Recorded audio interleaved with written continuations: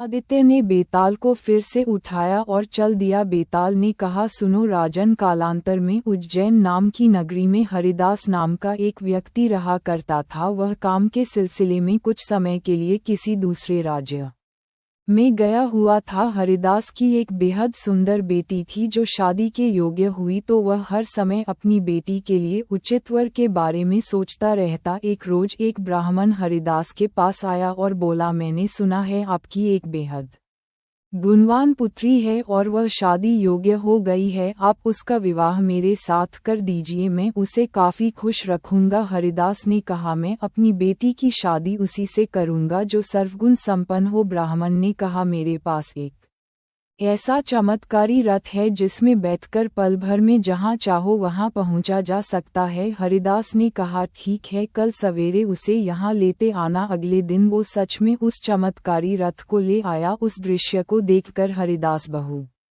चक्का रह गया। दोनों उस चमत्कारी रथ पर बैठकर उज्जैन के लिए निकल पड़े। वहां पहुंचकर हरिदास को पता चला कि उसके बेटे ने अपनी बहन के लिए पहले ही लड़का ढूंढ रखा है और उसकी पत्नी ने भी अपनी बेटी के लिए दूसरा लड़का पसंद कर रखा है। हरिदास धर्म संकट में पड़ गया। तभी ऊपर से जा रहे एक राक्षस की नज़र हरिदास की सुंदर बेटी पर पड़ी और वो उसे उठाकर ले भागा। हरिदास बेबस होकर रोने लगा। तभी उन तीनों में से एक लड़का बोला, मैंने इस राक्षस के बारे में एक किंवदंती सुन रखी है, वो जरूर उसे विंध्याचल पहाड़ी पर लेकर गया है। तभी दूसरे लड़के ने कहा, मेरे रथ पर बैठो और चलो, हम पलक झपकते ही वहां जा पहुंचेंगे। तभी तीसरा लड़का बोला, मैं शब्द भेदी तीर चलाना जानता हूँ, मैं उसे मार गिराऊंगा। बिना विलंब किए तीनों लड़के और हरिदास उस रथ में बैठे और उस राक्षस की खोज में निकल गए। भटकते भटकते हुए चारों विंध्याचल पहाड़ी पर जा पहुँचे। तभी हरिदास की